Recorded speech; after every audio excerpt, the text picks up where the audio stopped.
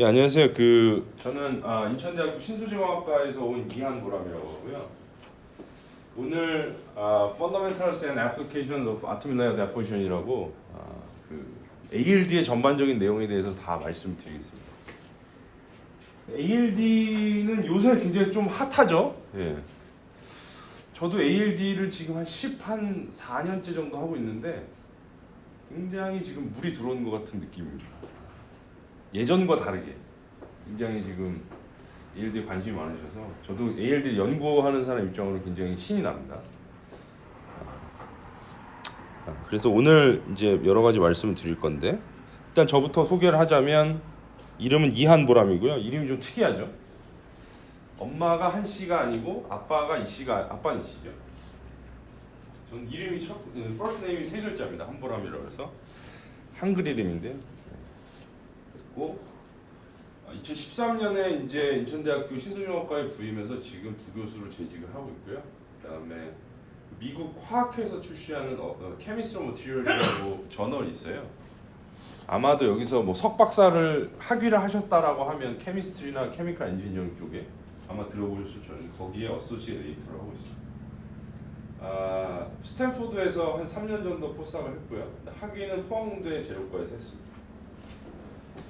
ALD를 지금 2005년도부터 이제 학위할 때부터 계속 ALD만 해왔기 때문에 한 14년 정도 해서 하고 있습니다. 아웃라인은 총 6개의 챕터인데요. 첫 번째는 Vacuum Plasma for Thin Film Growth, 그다음 두 번째는 Surface Energy and Growth of Thin Film.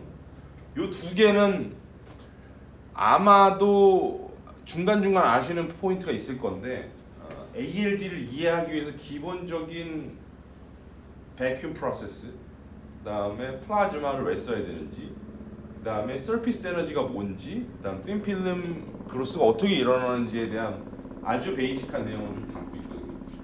아마도 앞에 강의를 하셨던 분한테도 조금 들으셨을 수도 있을 것 같아요. 그런데 이제 한번 다시 리뷰하는 선생님 지금 들으시면 되고요. 그다음에 3, 4, 5, 6이 다 ALD에 대한 내용이고요. 3번은 ALD에 대한 서비스 리액션, 4번은 ALD에 대한 프리커서 앤 리액턴트, 그다음 5번은 이퀴먼트. 아마 뭐 텔 같은 데서 오신 분들은 이퀴먼트 같은 경우는 저보다 훨씬 더 잘 아실 텐데 그 이외에 뭐 케미칼 회사나 메카로 같은 데서 오신 분들 있잖아요.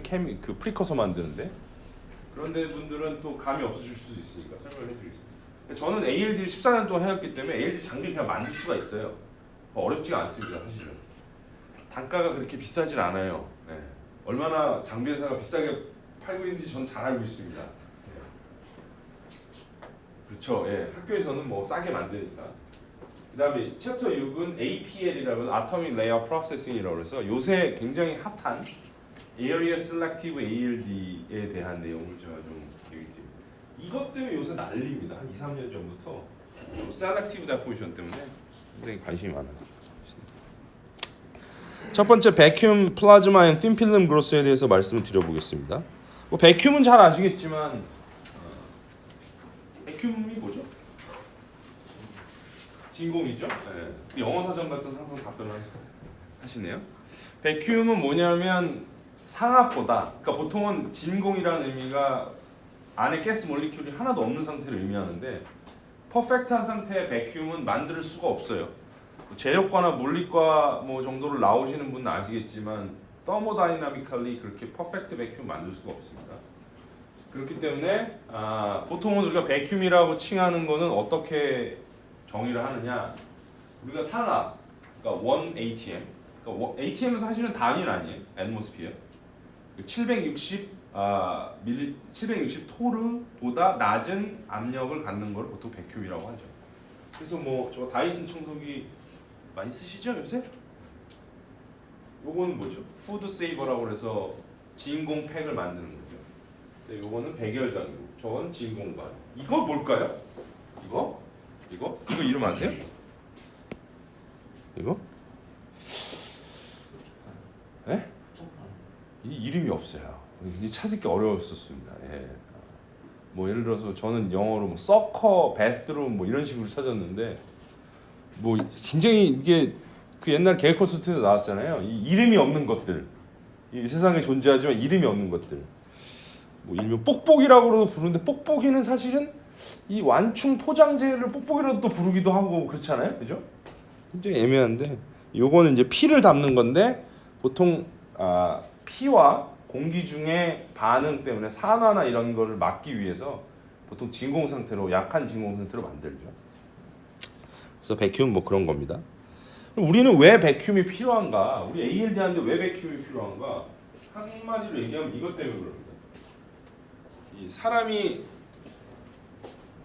더럽죠? 사실 여러분도 굉장히 더러운 존재입니다. 저도 굉장히 더럽고요. 우리 몸에서 굉장히 다 많은 수의 파티클들이 떨어 나옵니다.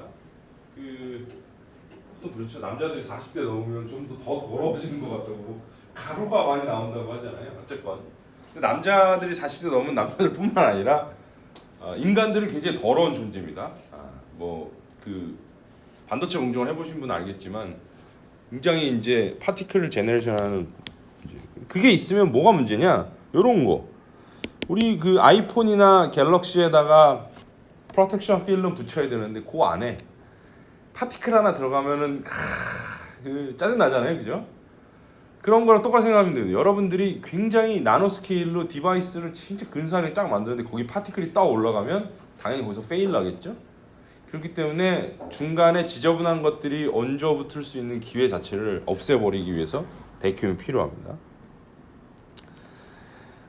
백큐움은 필요한데 그럼 백큐움 어떻게 정의할 것인가? 그래서 이제 애트모스피어랑 프레셔에 대한 정의를 좀 해보겠습니다.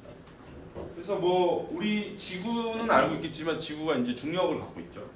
그렇기 때문에 지구가 사실은 중력을 갖고 있기 때문에 대기를 붙잡아둘 수 있게 되는 거잖아요.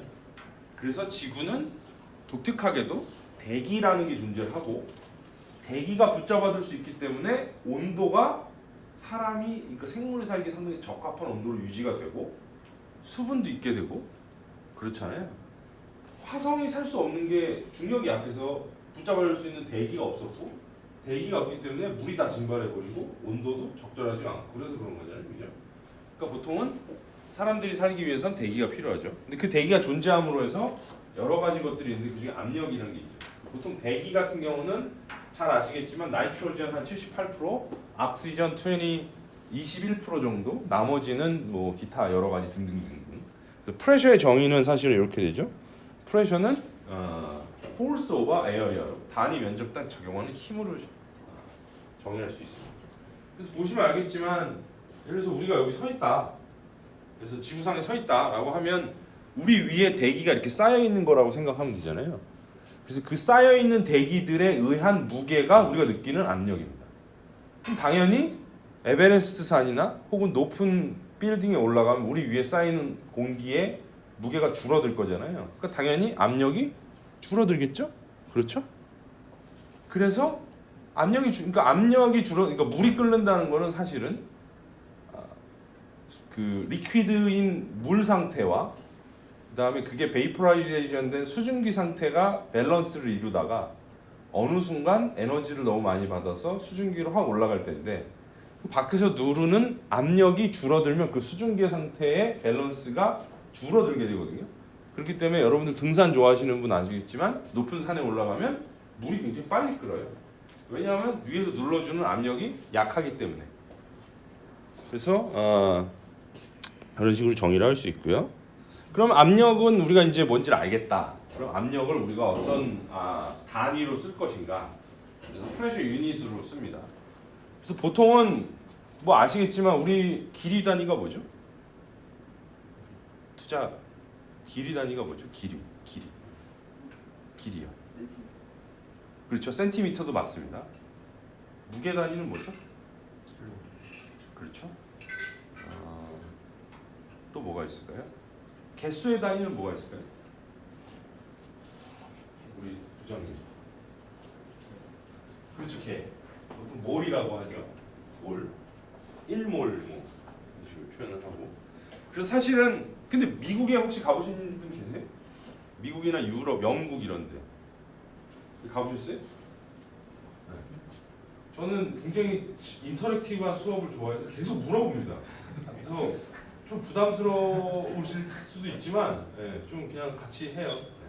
미국 가보셨어요? 안 가봤어요? 미국 가보셨어요? 가봤죠. 거기는 길이 단위가 뭐예요? 네? 인치죠. 보통은 우리가 킬로미터 단위를 쓸 때 걔는 마일을 쓰잖아요. 1km, 1마일 1.6km. 도대체 왜 그런 서로 다른 단위를 쓰는지 모르겠지만 아마도 근데 다른 나라 대부분 가면 미터 단위 쓰잖아요. 그렇기 때문에 과학적으로 존재하는 단위들의 6개의 규정된 단위가 있어요. 그래서 그걸 SI 유닛이라고요. International System of Unit에서 만들어서 보통 뭐 두 가지의 종류가 있는데 MKS 유닛을 보통 많이 쓰죠. MKS면 미터, 킬로그램, 세컨드. 그러니까 길이, 그다음에 무게, 시간의 단위를 MKS로 써요. CGS도 많이 씁니다. CGS는 뭐냐면 센티미터, 그다음 그램, S는 세컨드. 어느 만큼 큰 거를 다루느냐에 따라 바뀌긴 해요. 압력의 단위는 이 SI 유닛으로 하면 파스칼입니다. 그래서 파스칼은 사실은 우리가 압력의 정의로부터 따지면 force per unit area잖아요. 그래서 당연히 그 force의 단위인 뉴턴, 그다음에 넓이의 단위인 미터 스퀘어. 그래서 보통 파스칼을 쓰는데 압력 그 진공정이 많이 써보셨죠? 야 지금 압력이 몇 파스칼이냐 이렇게 물어봐요. 안 물어보죠. 독특하게도 히스토리컬리 그 우리가 다루는 진공에서는 파스칼 안 써요. 그래서 뭐 다양한 단위들이 있습니다. 원 바도 있고, 원 ATM도 이게 사실 단위는 아니에요. 그러니까 원 애트모스피어고. 근데 이거를 파스칼로 치면은 101.3 킬로 파스칼이에요. 그죠? 101.3 킬로 파스칼. 그게 원 ATM. 혹시 아침에 뉴스 보시는 분 계세요? 아침에 뉴스 보세요? TV 없어요? 뉴스 보세요? 뉴스. 일기예보 보시는 분 계세요? 기상캐스터가 나와서 설명하는 일기예보 보세요? 혹시 뭐 이렇게 지도 나와 있고, 자 오늘은 여기가 1014 헥토파스칼, 여기는 1012 헥토파스칼에서 저기압이 고기압 어쩌고저쩌고 하잖아요. 거기 우리가 들어갔던 단위가 나오잖아요. 헥토파스칼. 그러니까 헥토라는 게 사실 프리픽스예요. 10의 마이너스 몇 승을 얘기를 할 때 우리 나노를 쓰는 것처럼. 그래서 1013 어쩌고 저쩌고거든 사실은. 근데 요게 1기압이라는 소리예요. 그러니까 거기서 기상캐스터가 1014라고 어쩌고저쩌고 얘기하면 1기압이구나. 근데 1015 얘기하면 그건 고기압이구나. 1012 얘기하면 그건 저기압이구나. 그럼 고기압에서 저기압으로 바람이 불겠구나. 이렇게 이해하시면 됩니다. 헥토가 센티미터랑 같은, 그러니까 그런 식의 이제 프리픽스의 단위입니다. 어쨌든 그렇게 얘기를 하고요. 그럼 우리는 진공을 얘기할 때 어떤 단위를 쓰느냐? 보통 토르라는 단위를 씁니다. 왜냐하면 압력이라는 기압을 처음에 정의를 했었던 토리첼리의 이름을 따서 토르를 쓰는데요. 토리첼리의 실험, 실제로 논문에 나온 실험 피규어를 그대로 갖고 왔는데 어떤 실린더 안에다가 수은을 가득 담고 수은이 들어가 있는 이런 그릇 위에다가 뒤집어 엎었어요. 그러면 수은이 무게 때문에 밑으로 처질 거잖아요. 근데 처지다가 완전히 이렇게 다 처질 거라고 생각했는데 가다가 딱 멈췄어요. 왜 그러냐? 처져서 여기 빈 공간은 진공이겠죠. 그렇죠? 그리고 쳐져서 얘가 흘러 넘칠 거라고 생각했는데 안 넘쳤어요. 왜냐하면 밖에서 눌러주는 공기의 힘 때문에 얘가 밖에서 눌러주는 어떤 힘 때문에 이 수은이 그대로 균형을 유지된 거죠. 그러니까 한마디로 수은이 누르는 힘과 밖에서 누르는 힘이 균형을 맞춰서 사실은 수은이 더 떨어지지 않은 거예요. 그래서 그 힘이 뭐냐? 그걸 1기압이다라고 정의한 거예요. 그럼 도대체 이걸 단위로 어떻게 만들 것인가? 그래서 여기에 이 높이가 76cm였거든요. 그래서 760mm Hg라고 쓰잖아요. 들어보셨어요? 수은을 써가지고 보통 쉽게 760 토르라고 하죠. 1기압을. 그런 걸 많이 씁니다. 요거. 그러면 우리가 진공을 할 때는 이런 거 쓰잖아요. 그렇죠? 근데 예를 들어서 진공이 아니라 압력이 높아지면 기압 압력이 훨씬 높은 거 뭐 있죠? 압력이 높은 거. 그러니까 압력이 낮은 거, 기압 1기압보다 압력이 낮은 거는 진공 장비가 있을 테고 압력이 높은 건 뭐가 있을까요? 부장님. 압력솥도 있고. 일하시는 주위에서 한번 생각해보세요. 그렇죠. 아, 여기 딱 내가 원하는 데 나왔다. 가스 바틀 있잖아요. 보통 한 47리터 정도 되는 가스 바틀 큰 거 보통 우리가. 그래서 그 가스 바틀에 앞에 뭐가 달려 있죠? 그렇죠. 레귤레이터가 달려 있죠. 왜냐면 그건 압력이 굉장히 고압이기 때문에. 그 레귤레이터의 단위를 보셨어요? 최소한 토르는 아니에요, 그죠? 희한하게도 고압에서는 PSI를 많이 써요. 파운드 per square inch. 그래서 희한하죠. PSI 많이 보셨을 거예요. 아니 PSI랑 킬로그램 어쩌고저쩌고 써 있는 두 가지의 단위가 공존을 하는데 보통은 우리나라 사람들은 고압이었을 때 야 몇 킬로 걸렸냐 이렇게 물어보거든요. 근데 몇 킬로는 사실은 킬로그램은 사실은 무게 단위죠. 압력의 단위가 아닙니다. 여러분들 단위에 대해서 정확히 알고 계셔야 돼요. 킬로미터, 킬로가 아닙니다. 그렇죠? 킬로그램. 그렇죠? 자, 그럼 프레셔가 뭔지에 대해서 지금 좀 말씀드리자면 프레셔는 사실 이거예요. 이거. 제가 그 쉬운 이해를 위해서 움짤을 많이 넣었어요. 움짤 아세요? 움짤이 뭐의 약자인지 아세요? 네. 움짤. 몇 살이세요? 27살. 그걸 왜 모르지? 옛날 영화 아니에요? 움짤이 옛날 용어인가요? 뭘 몰라요? 움짤이 뭔지는 알지? 그게 뭐의 약자인지 알아요? 움직이는 짤. 그렇죠. 짤이 뭐의 약자인 줄 알아요? 사진, 그림. 그걸 왜 짤이라고 그래? 그 뒤에 혼자 계신 분 아세요? 짤? 모르세요? 그게 사실은 잘림 방지의 약자예요. 옛날에 디스인사이드라는 커뮤니티가 존재할 때 사람들이 글만 쓰고 그림을 원래 DC가 카메라 커뮤니티거든요. 사진을 올려야 되는데 글만 쓰잖아요. 글만 쓰면 잘리거든요. 그래서 글과 관계없는 사진을 같이 올리기 시작했어요. 그걸 보통 잘림 방지라고 해서 짤방이라고 부르죠. 근데 그 짤방인데 그게 움직여. 그래서 움짤이에요. 몰랐죠? 오래된 용어 맞네요.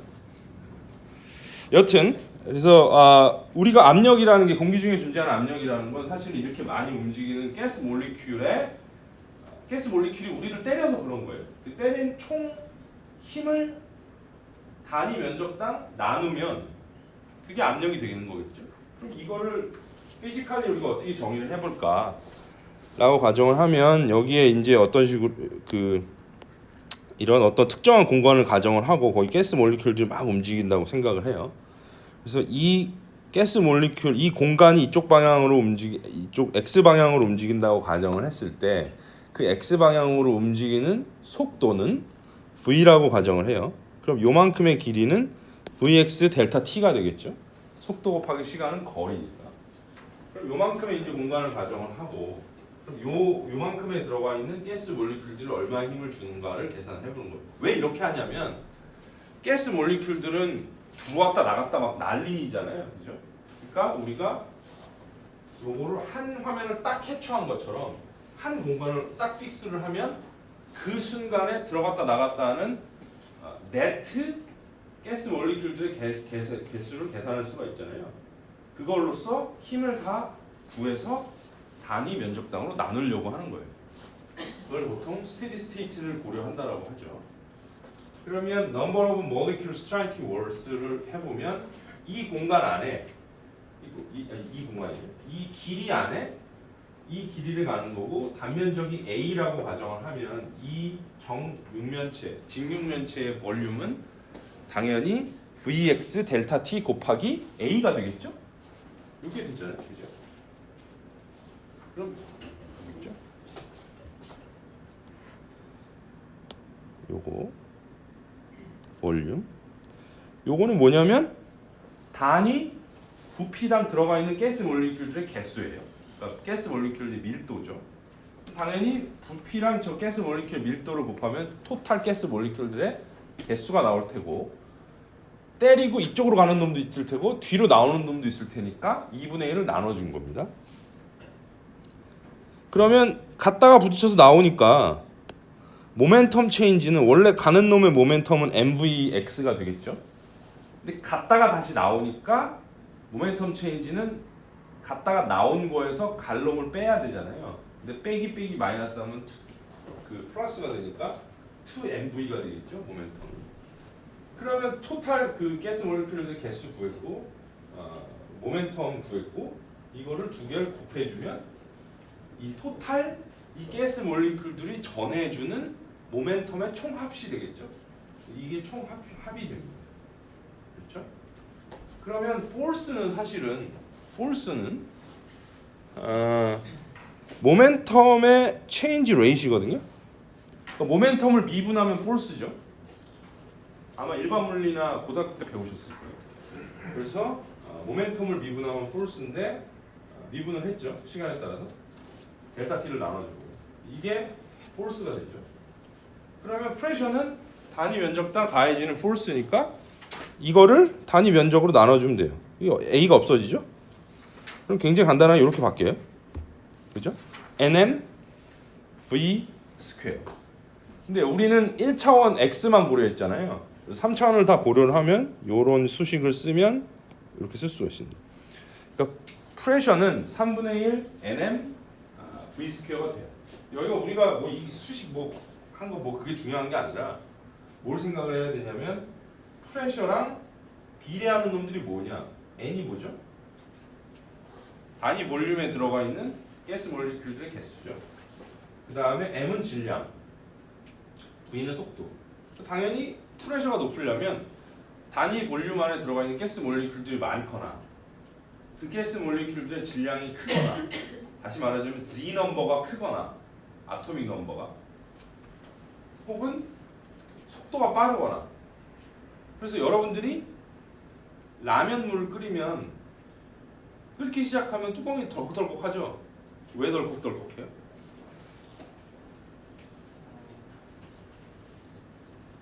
계속 기화돼서 혼자 수가 많아져서. 아니 결혼 안 하셨죠? 아들이 그 물어보면 어떻게 할 거예요? 공부해야겠죠? 저희 아들내미들이 그런 거 막 물어보거든요. 그것 때문에 덕분에 공부를 굉장히 많이 하게 돼요. 오빠 비린내가 왜 나?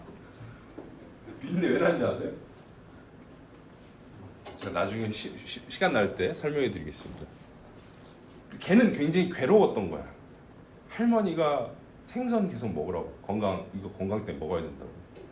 자기는 생선이 먹기 싫은 거야. 그 왜 먹기 싫은가 곰곰이 생각해 보니까 비린내가 싫은 거야. 어느 순간 생선에서는 왜 비린내가 날까? 고기에선 안 나는데. 그래서 그게 궁금해진 거죠. 그래서 공부를 겁내 해가지고 생선 비린내가 왜 나는지를 알아내서 설명해 줬어요. 삼투압 형상과 관련이 있습니다. 어쨌건 그래서 이렇게 아이디얼 가스 로우를 쓰면 이런 식의 프레셔를 이렇게 다시 쓸 수가 있어요. 그래서 아까 얘기했던 것처럼 왜 라면물을 끓였을 때 덜컥덜컥 하냐, 요걸 보면 프레셔가 사실은 얘랑 비례를 하지만 T랑도 비례하거든요. 템퍼러처. 그러니까 템퍼러처가 늘어나면 증가를 하면 템퍼러처가 증가한다는 소리가 아니라 가스 몰리큘들의 속도가 빨라지면 템퍼러처가 커지는 거거든요. 사실은 템퍼러처는 가스 몰리큘들의 평균적인 속도에서부터 나오는 거니까. 그러니까 우리가 라면물을 끓이면 열 에너지를 받아서 가스 몰리큘들 속도가 굉장히 빨라지죠. 그러니까 당연히 압력이 커지죠. 그래서 여러분들이 ALD를 하거나 진공 증착을 할 때 열 에너지를 주는 방법이 두 가지가 있잖아요. 하나는 히터, 그죠? 온도, 증착 온도 300도, 400도로 올려, 600도로 올려 그러잖아요. 혹은 플라즈마, 갖다 때리죠. 두 가지 방법이 있는데 그거 중에 하나입니다. 그다음 민 프리 패스에 대해서 설명드리겠습니다. 민 프리 패스 들어보셨어요? 부장님 들어보셨죠? 민 프리 패스가 뭐냐? 이겁니다. 제가 맨날 설명을 하다 사진을 한번 2개 넣어봤어요. 여기 강남역이거든요. 여기 이럴 때는 여러분들이 강남역에 가면 한 30cm마다 부딪히죠? 아 부딪히지 마 이러는데 부딪히잖아요. mean free pass가 굉장히 짧은 겁니다. 근데 요거 새벽에 출근길이거든요. 한 500m 가다가도 잘 안 부딪히죠? 그렇죠? mean free pass가 굉장히 긴 겁니다. 그러니까 가스 몰리큘들이 부딪히는 평균 거리를 mean free pass라고 해요. 당연히 압력이 높으면 mean free pass가 짧겠죠? 압력이 낮으면 mean free pass가 길겠죠? 그렇죠? 그래서 mean free pass라는 걸 이해를 하시면 되고, mean free pass를 뭐 수학적으로 어떻게 우리가 표현을 하는가? 가스 몰리큘들 이렇게 두 개가 딱 있으면 얘네가 부딪히려면 이 범위 안으로 들어와야 되잖아요. 이 범위 안으로 들어와야 되는데 이 범위의 에리어를 이렇게 정의를 할 수가 있고, 그럼 이 가스 몰리큘들이 계속 움직일 테니까 그 움직이는 스와이프하는 볼륨을 이렇게 정의를 할 수가 있어요. 이 에어리어는 여기서 왔었던 거고 이 거리는 VT로 정의가 될 수 있죠. 그래서 이 볼륨이 되고, 그래서 사실은 mean free pass는 VT 오버 이 볼륨 정의해서 이렇게 정의를 할 수가 있습니다. 그래서 어쩌고 저쩌고 굉장히 쓰면 mean free pass는 보통 람다로 쓰는데 이런 식으로 정의를 할 수가 있어요. 그래서 이거를 조금 더 쉽게 우리가 아는 텀으로 바꿔버리면 이런 식으로 쉽게 바꿀 수 있어요. 여기 막 R은 가스 컨스탄트고, 그다음에 NA는 아보가드로 넘버고, 파이는 상수고, 압력, 그다음에 D는 가스 몰리큘들의 다이아미터였죠. 그래서 이거를 mean free pass를 센티미터로 놓고 P를 토르로 놨을 때 이런 수식으로 굉장히 쉽게 바꿀 수가 있어요. 우리가 예를 들어서 100토르다 라고 하면 mean free pass를 저기다 딱 넣으면 나오는 거리가 센티미터 단위로 mean free pass를 구할 수 있어요. 그래서 이게 사실은 그래프인데요. 그래서 여기서 보시면 프레셔 vs mean free pass 이렇게 되죠. 그러니까 프레셔가 높아지면 mean free pass가 굉장히 줄어듭니다. 근데 프레셔가 줄어들면 mean free pass가 커지죠. 당연한 얘기죠. mean free pass는 그럼 왜 배우냐? 요걸 배우려고 합니다. gas infringement surface. gas infringement surface는 뭐냐면 우리가 하나의 어떤 서피스가 있을 때 거기에 가스 몰리큘들이 단위 면적당, 단위 시간당 몇 놈이 와서 때리고 가느냐. 그걸 정확히 알아야 돼요. 왜냐하면 뭐 ALD나 CVD나 스퍼터링 같은 거 해보신 분 알겠지만 우리가 원하는 깨끗한 표면 위에 증착하고자 하는 물질이 와서 붙어야 되잖아요.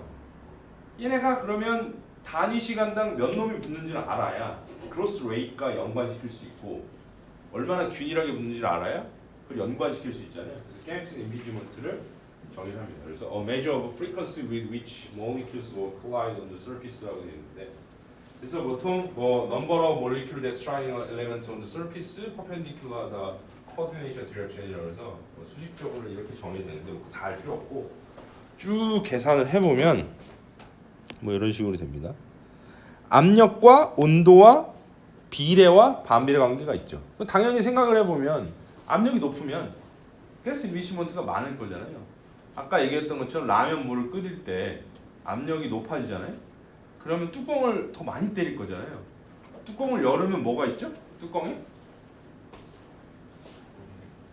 그렇죠. 물이 왜 있어요? 그렇죠. 이따 또 나와요. 그래. 중요한 내용에서 물어봅니다. 그래서 질문. 네, 질문하세요. 아까 그 인프리 패스가 압력이 이제 반비례하는 게 이제 상수로 반비례를 하잖아요. 이 수식에서요? 10의 마이너스. 요거요? 예. 근데 저게 그 입자 크기가 이제 뭐 작거나 컸을 때 충돌 잡력력이 또 달라지게 되는. 아, 그렇죠. 저 압력, 저 상수가 좀 달라질 것 같고. 그렇죠. 그래서 여기서 중요하게 가정을 한 게 아이디얼 가스라고 가정을 합니다. 왜냐하면 그 가정을 할 수 있는 게 아이디얼 가스는 뭔지 아시죠? 중고등학교 때 배웠는데 아마 까먹으셨으면 서로 컬리전이 때문에 본인의 그 가스 몰리큘들 사이에 모멘텀 체인지가 일어나지 않는다. 컬리전에 의해서 자기의 에너지 로스가 일어나지 않는다. 그런 걸 다 가정을 한 게 아이디얼 가스거든요. 그 말은 우리가 가스 몰리큘이 막 날아다니면 서로 부딪히고 막 에너지도 잃고 막 그러잖아요. 콜라이전이 일어나면 에너지도 잃고. 다시 말하자면 라면물 끓인 거를 가만히 냅두고 온도를 낮추면 에너지 다 잃고 툭 떨어지잖아요. 근데 아이디얼 가스는 충분히 가스 몰리큘과 가스 몰리큘 사이가 멀어서 서로 영향을 안 끼친다고 가정한 가스거든요. 그런 가스는 존재할 수 없죠. 근데 압력이 가스의 압력이 충분히 낮아지면 가스 몰리큘과 몰리큘 사이가 충분히 멀어지고 서로 영향이 굉장히 네글리저블해서 보통 진공에서 사용하는 대부분의 프레셔에 관련된 어떤 텀이 나오면 아이디얼 가스 로우를 갖다 씁니다. 아이디얼 가스 로우 기억나세요? 그렇죠. 좀 더. PV는 그렇죠. N이 뭐죠? 몰럼버. 네. R이 뭐죠? 이체 그렇죠. R이 가스 컨스탄트. 볼츠만 컨스탄트에다가 아보가드로 넣어 한 거죠. T는 템퍼러처. 압력이 올라가면 충돌이 안 일어날 수가 없잖아요. 그렇죠. 근데 아까 얘기했던 것처럼 서로 간의 충돌, 그러니까 가스 몰리큘과 몰리큘 간의 충돌에 의해서 얘의 움직임이 바뀌거나 모멘텀이 바뀌는 걸 없다라고 가정을 하고 계산한 거예요. 충돌을 하더라도. 그렇죠. 아까 얘기했던 뭐지? 민프리 패스를 상수로 놓은 이유가 계산을 할 때 아까 얘기했었던 충돌이 일어나면서 조금씩 그 상수를 바뀔 거잖아요. 그죠? 그렇지가 않다라는 것은 그걸 가정했기 때문에. 근데 그렇게 가정해도 결론은 잘 맞는다.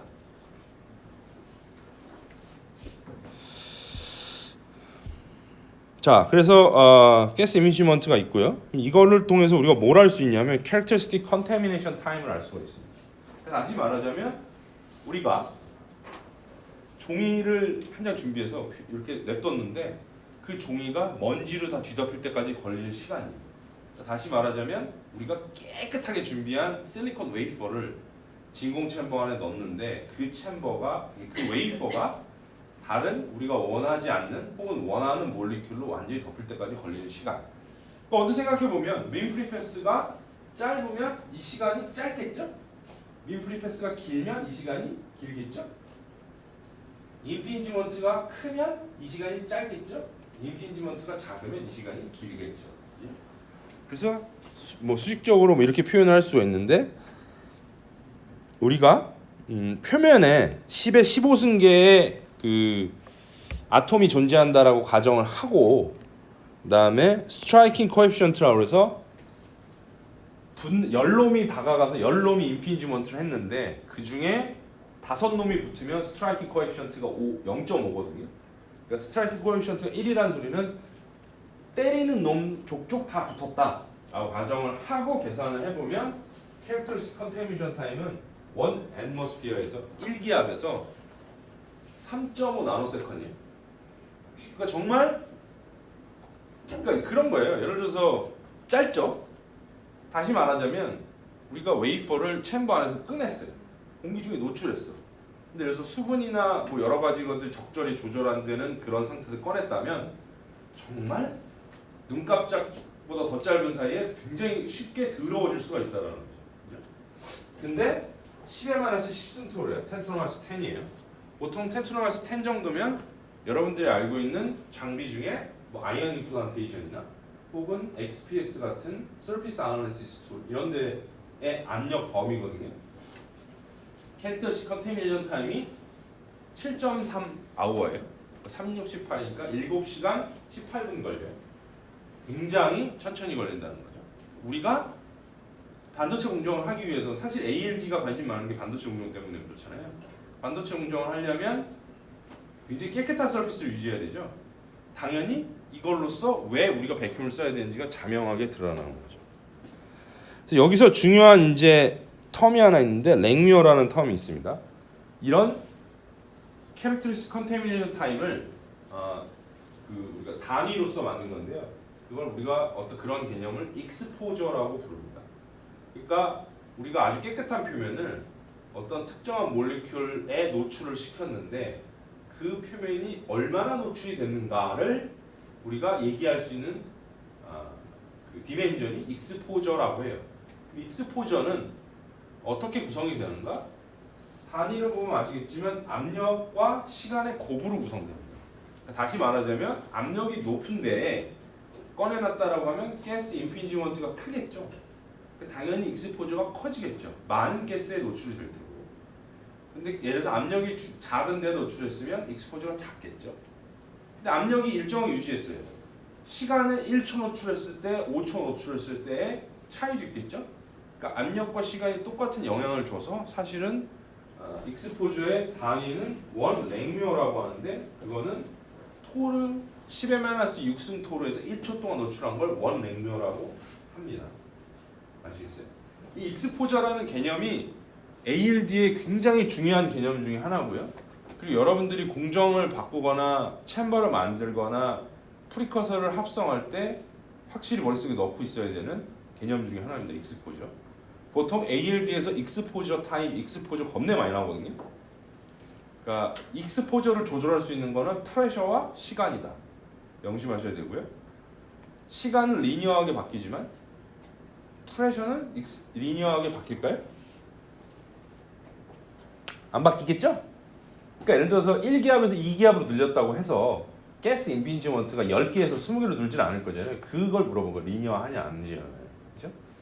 그렇게 안 되겠죠? 안 될까요? 앞에 수식을 한번 확인해 보시면 됩니다. 랭묘가 플라즈마 만드는 랭묘. 아니요. 그건 랭미어 프로브고요. 랭미어라는 사람이 굉장히 여러 가지 일을 했어요. 그 중에 익스포저, 서피스 사이언스에 굉장히 혁혁한 공을 세우신 분이거든요. 근데 그 중에 하나가 이제 본인의 이름을 따서 단위를 만든 거예요. 플라즈마 했던 그 랭묘가 이것도 한 거예요. 그렇죠. 플라즈마의 플라즈마 덴시티를 측정할 때 랭미어 프로브 넣잖아요. 그런 식으로. 랭미어라는 저널도 있어요. 아세요? ACS에 랭미어라는 저널도 있는데 서피스 사이언스 쪽에서 굉장히 유명한 저널이죠.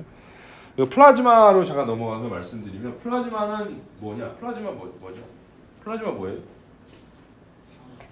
예? 상이죠. 상?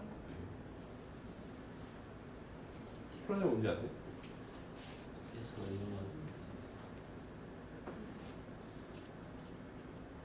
골고루 존재하는 공간. 아닙니다. 플라즈마의 뜻은 원래 혈장이에요. 혈장. 혈장 뭔지 아세요? 네. 혈청에 네? 피랑 나머지는 아들이 물어보면 어떻게 하려고? 아빠는 무식한 아빠로 낳고 싶어요? 공부를 해야겠죠. 아 몰라 이렇게 하지 말고 그렇죠? 보통 우리 생물 시간에 배우잖아요. 백혈구, 혈소판, 적혈구 이런 거 배우잖아요. 그게 솔루트가 되겠죠. 솔루션은 피고, 솔벤트가 혈장이잖아요. 그래서 혈장이 혈관 밖으로 새어나가서 우리 뭐 혈관 밖에서 존재를 하게 되고, 그리고 우리 헌혈할 때 보면 혈장 헌혈도 있잖아요.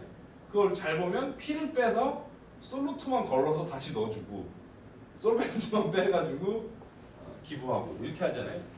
사실은 혈장이 플라즈마인데 우리가 아는 플라즈마는 물질의 제4의 상태를 보입니다. 물질의 상태가 총 몇 개죠? 투자자님? 네 개죠. 왜요? 뭐죠?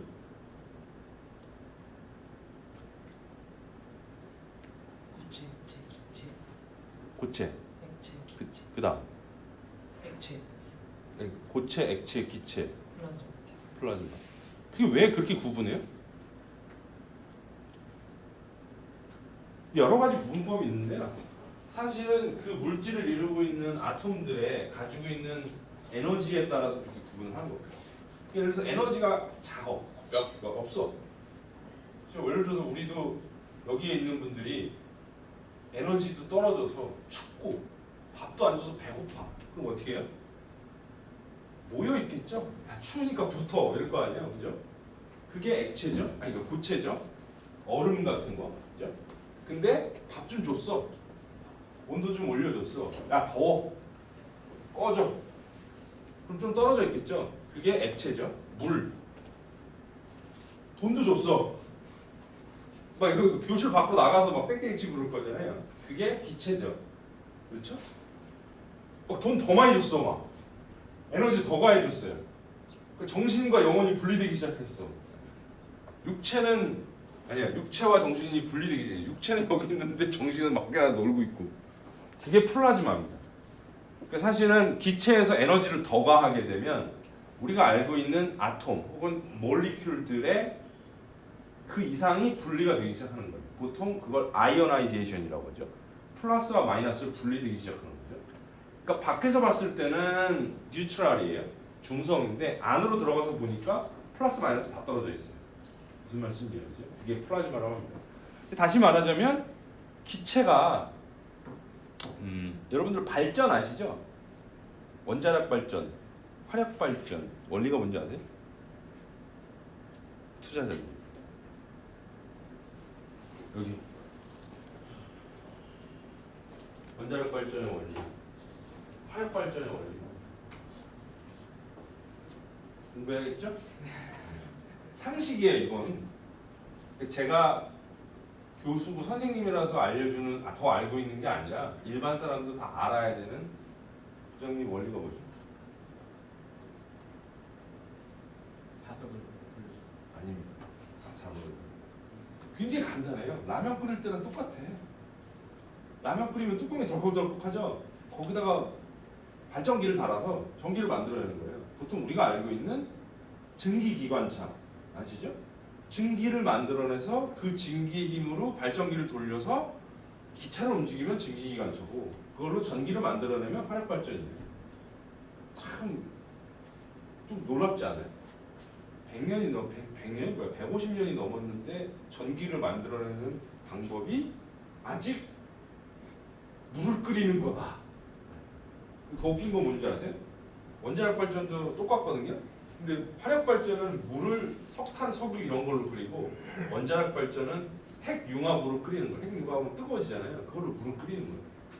그러니까 다시 말하자면 기체로 됐을 때는 기체들이 굉장히 큰 에너지를 갖고 있다는 소리잖아요. 우리가 열 에너지를 기체한테 준 거니까 거기다 에너지를 더 주면 얘네들이 에너지를 훨씬 더 많이 갖고 있다는 거죠. 그래서 플라즈마를 에너지를 전달하기 위한 방법으로 반도체 공정에서 많이 씁니다. 왜 플라즈마를 우리 써야 되느냐? 이 보셨어요? 부장님 이거 보셨어요? 이 제목이 뭐죠? 보셨어요? 안 보셨어요? 보셨어요? 한번 보세요. 그래비티라는 영화인데 알폰소 쿠아론 감독이라는 사람이 만든 건데 그 우주인데 우주 정거장에 존재하는 멀지 않은 우주에 대해서 일어나는 일들이거든요. 거기에 가면은 가스 몰리큘도 없고 굉장히 진공도가 높기 때문에 그다음에 중력도 없고 그렇기 때문에 이런 산소를 공급해주기 위한 헬멧도 쓰고 그다음에 우주선 안에 있고 직접적으로 에너지를 전달해줄 수 있는 방법이 없게 되죠. 당연히 소리도 안 나가고 그렇죠? 그래서 그래비티라는 영화를 보면 충돌이 겁내 일어나는데 무음이에요. 되게 현실감이 넘쳐요. 사실 우주에서 충돌이 겁내 일어나면 그렇게 되거든요. 그렇죠? 소리가 전달하려면 가스 몰리큘이 있어야 됩니다. 그래서 우리가 에너지를 줘야 되는데 오히려 초능력을 줄 수도 없고 우리가 진공 장비 보면 완전히 아이솔레이션 돼 있잖아요. 에너지를 줄 방법이 없잖아요. 에너지를 주는 건 밖에서 뜨겁게 하거나 혹은 빛을 뭐 세게 쏴가지고 주거나 뭐 이런 방법들이 있을 수 있을 텐데 그때 플라즈마를 쓰게 되는 겁니다. 그럼 플라즈마를 어떻게 만드느냐? 사실은 플라즈마는 결과론적으로 만들어진 물질의 상태이에요. 우리가 밖에서 에너지를 가함으로 해서. 그럼 에너지를 어떻게 가하느냐? 보통 여러 가지 방법이 있는데 열적으로 가하기도 해서 뭐 더멀 플라즈마를 만들기도 하는데 그거 말고 가장 프랙티컬하게 많이 쓰는 방법 밖에서 일렉트릭 필드를 가해주면 일렉트릭 필드를 가해주면 안에서 타운센트 디스차징이라는 게 일어나는데 그게 어떻게 되면 일렉트릭 필드가 가해지면 가스 몰리큘들이 있죠. 가스 몰리큘들이 있는데 그냥 자유전자들이 공기 중에 놀던 놈들이 있어요. 혹은 우주에서 날아오는 코스믹 레이 같은 것들. 그런 것들이 얘가 가속이 되니까 얘를 빵 칠 거잖아요. 그럼 얘가 일렉트론이 두 개로 친 놈은 날아가고 여기서 하나 빠지면서 마이너스 차지 되고 플러스 차지 되고 그래서 이게 계속 순간적으로 계속 연장이 되면 체인 리액션처럼 이렇게 될 거잖아요. 그러니까 플러스와 마이너스가 나눠지는 상태가 됩니다. 그래서 안으로 들여다봤을 때는 플러스 마이너스 나눠져 있지만 밖으로 나와서 봤을 때는 뉴트럴 상태를 유지를 합니다. 요거는 스킵할게요. 브레이크다운하고 그리고 일렉트론하고 아이언의 민 프리 패스를 좀 생각을 해보자면 민 프리 패스 같은 경우는 아까 얘기했던 것처럼 뭐 이런 식의 수식으로 결정이 되는데 사실 일렉트론과 아이언의 크기 차이도 되게 크게 나는데 질량 차이도 굉장히 크게 나거든요. 그렇기 때문에 얘가 날아가는 속도가 일렉트릭 필드를 밖에서 가해주지만 날아가는 속도가 굉장히 달라져요. 당연히 가벼운 일렉트론이 굉장히 빨리 움직이겠죠. 무거운 아이언들은 천천히 움직이겠고 질량 차이로 보면 간단히 보면 1800배 이상이 납니다. 그래서 생기는 여러 가지 차이점들이 있어요. 그래서 가스 몰리큘의 민 프리 패스는 이렇게 정의가 되지만 일렉트론의 민 프리 패스는 이 앞에 들어가는 상수가 바뀐다. 상수 정의할 수 있고 일렉트론과 그럼 아톰의 인터랙션이 어떤 식으로 일어나는가 여러 가지가 존재를 하는데 첫 번째 같은 경우는 아까 가장 쉬운 아이오나이제이션. 그러니까 일렉트론이 날아와서 가스 몰리큘을 때려서 그게 플러스 차지가 되고 일렉트론이 두 개 생깁니다. 혹은 엑시테이션. 엑시테이션은 뭐냐면 아톰이 이렇게 있을 때 일렉트론이 날아와서 때려요. 근데 얘가 가출을 한 게 아니라 살짝 업됐다가 떨어지는 거예요. 엑시테이션. 그 위에 에너지 스테이트로 올라갔다가 다시 원래 에너지 스테이트로 릴렉세이션 된다고 그러거든요. 릴렉세이션하는 그런 과정이 있어요. 그런데 여기서 에너지가 요만큼 있잖아요. 올라갔다 내려오잖아요. 그만큼의 에너지를 다시 포톤으로 발산을 하거든요. 빛으로. 그래서 여러분들이 플라즈마를 턴온화 플라즈마 보신 분 다 보셨죠? 플라즈마 봤어요? 무슨 플라즈마 봤어요? 무슨 가스 플라즈마?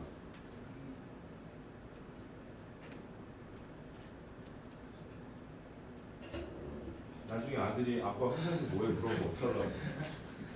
무슨 가스 플라즈마 보셨어요? 알곤. 색깔이 뭐였죠? 여기는요? 아르곤. 다 알곤 말고 딴 거 보신 분 없으세요? 부장님은 다른 거 보셨죠? 악시전. 그 색깔이 뭐죠? 그 색깔들이 이런 엑시테이션, 릴렉세이션에 의해서 나오는 거예요. 그럼 가스 몰리큘별로 왜 색깔이 다르냐? 당연히 여러분들 중고등학교 때 혹은 대학교 때 배우셨던 것처럼 에너지 스테이트 간의 간격이 다 다르잖아요. 근데 당연히 엑시테이션 됐다 릴렉세이션 되면서 나오는 포톤 에너지는 다 달라요. 포톤 에너지가 다르면 당연히 웨이브랭스가 달라지고 그거에 대한 색깔이 달라지겠죠. 그래서 달라지는 겁니다. 디소시에이션 같은 경우는 어떤 컴파운드가 있을 때 얘가 날아가서 얘를 쪼개서 얘가 굉장히 액티브한 상태로 만들어주는 이런 프로세스가 있어요. 그래서 다양한 프로세스들이 존재를 하니까 한번 읽어보시고요. 표면과 어떤 그런 아이언들이 어떤 반응을 일으키느냐, 뭐 굉장히 다양한 반응을 일으킨다. 예를 들어서 에너지가 굉장히 크면 얘가 서피스 안으로 파고들기도 하고요.